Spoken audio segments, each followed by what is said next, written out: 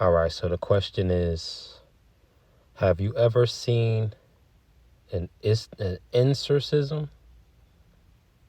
Not an exorcism, but an insorcism.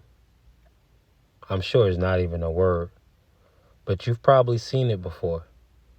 A lot of you people on the left-hand path who left the church in the last 15 years or so, you've seen an insorcism. The possibility is very high that you've seen an insorcism, what looked like an exorcism. Want me to bring it a little closer to your row? A deliverance service. Want me to bring it a little closer to your row? A revival. Have you ever seen people shout, roll out, fall out, and still be very, very, very acidic spiritually? Have you ever seen a person go through all emotions of a deliverance, of a change on the scene, a major theatrics, hysterics, right?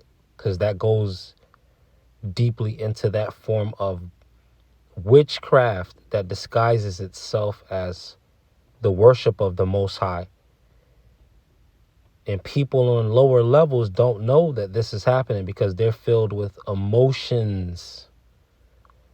And filling somebody with emotions and bringing them to an overly excited state has nothing to do with deliverance, repentance, and a total life change.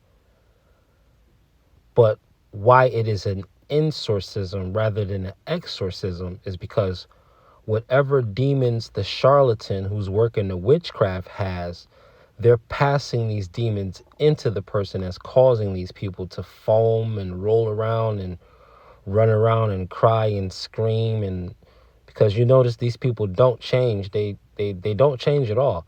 They just had an experience. So they don't change.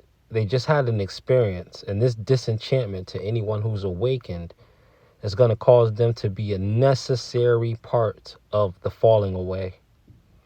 Scriptures also say that the judgment must first begin at the house of God.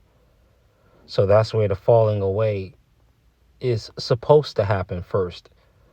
A lot of Christians who don't know any better and haven't read anymore, they see this as a problem, but it's not. It's the effects of a solution working itself out. If the shepherds be false, the sheep should be few. So this necessary deduction disguising itself in scenarios like pandemic, quarantine, these things institute a balance. However harmful the means may be, you can see an overall balance. So this is Super T Sigma of Sigma Programming.